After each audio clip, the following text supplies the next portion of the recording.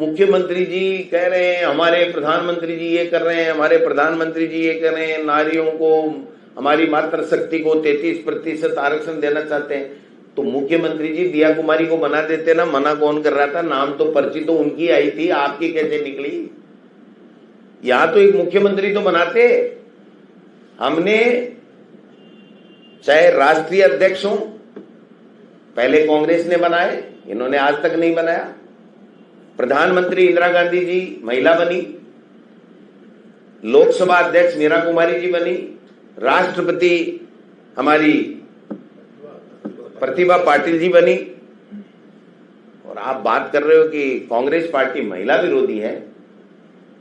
आप महिलाओं के लिए कितनी इज्जत करते हैं हमें पता है कि हमारी नेता सोनिया गांधी जी के लिए आप किस प्रकार के शब्दों का प्रयोग लोकसभा के अंदर पटल के ऊपर करते हैं, आप स्पीच में किस प्रकार के शब्दों का प्रयोग करते हैं, वो पूरे देश की जनता देख रही है और आपका मूल्यांकन भी कर रही है।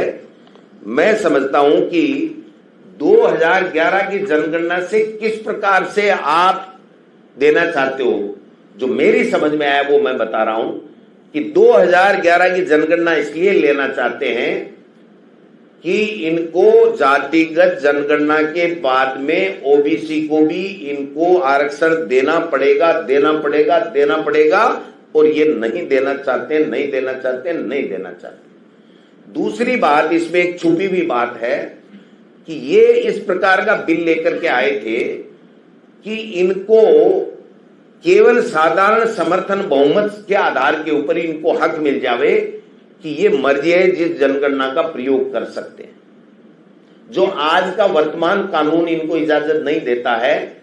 अगर ये तीनों बिल पारित हो जाते तो उसके बाद में ये साधारण बहुमत के आधार के ऊपर तय कर देते कि हमको 2011 की जनगणना लेनी है, या हमको ये जनगणना लेनी है, या ये जनगणना लेनी है।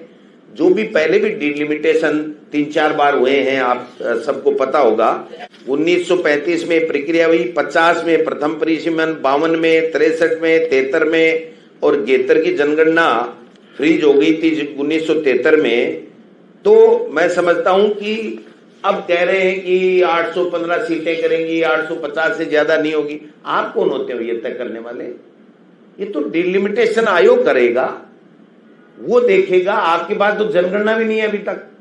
इसका मतलब यह है कि आप पूरे तरीके से तय करके बैठे हो कि कैसे 3-4 राज्यों के अंदर जो आज इनका बहुमत है, वहां की संस्थाएं पूरी कैप्चर कर रखी हैं, और वहां पर इतनी सीटें बढ़ा लें, और फिर चुनाव आयोग इनकी कठपुतली बना हुआ है ही है। परिसीमन आयोग भी इन्हीं को बनाना है, इसलिए जो अमित शाह जी और मोदी जी चाहेंगे वही बनेगा, कोई हमारे कहने से तो बनेगा नहीं। उसके बाद में मन मर्जी आई देश में राज करें, और बाकी 80% देश की जनता, देश के स्टेट्स जो टैक्स में उनका देश के विकास में बहुत बड़ा योगदान है, उनको नगण्य भूमिका में ला करके खड़ा कर दो। एक तरफ कह रहे हैं कि 2047 में विकसित भारत करेंगे, ये 2047 में विकसित भारत नहीं। अगर ये बिल पारित हो जाते तो ये 3 और 4 स्टेट के अलावा, जैसे देश के प्रधानमंत्री मणिपुर में 3 साल में नहीं गए, वैसे किसी स्टेट में आगामी 30 साल में भी ये नहीं जाते, क्योंकि उनको लेना देना ही नहीं है। 10, 20, 50, 150 बैठे रहेंगे कोने में। इनको तो जो करना है वो यहीं उत्तर प्रदेश, बिहार में यहीं कर आके और रेवड़ियां बांट करके संवैधानिक संस्थाओं पे कब्जा करके कर लें।